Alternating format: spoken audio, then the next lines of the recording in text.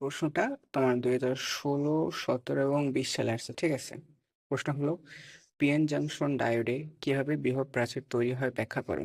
এখন দেখো, পিএন জাংশনে পিতে আমরা জানি যে হোলের ঘনত্ব বেশি থাকে, ঠিক আছে, এবং এনে থাকে ঋণাত্মকের ঘনত্ব। এখন পি থেকে হোল এন এর দিকে যাবে এবং এন থেকে ইলেকট্রন পি এর দিকে যাবে, ঠিক আছে।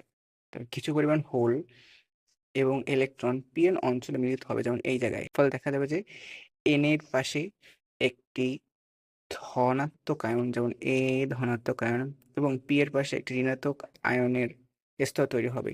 এই যে এন স্তরের পাশে একটা ধনাত্মক আয়নের লেয়ার তৈরি হয়েছে, এই লেয়ারটি পি এর হোলগুলোকে করবে কি, বিকর্ষণ করবে। এবং আবার এই যে পি এর পাশে যে একটা নেগেটিভের লেয়ার তৈরি হচ্ছে, এইটা আবার এন এর ইলেকট্রনকে বিকর্ষণ করবে, ঠিক আছে।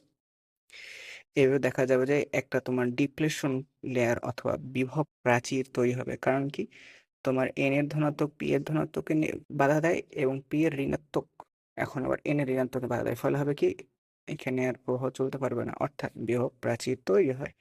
এখন এই ডায়োডে যদি আমরা সম্মুখ ঝোঁক প্রয়োগ করি, তাহলে বিভব প্রাচীর হবে কি, ছোট হয়ে যাবে, ঠিক আছে।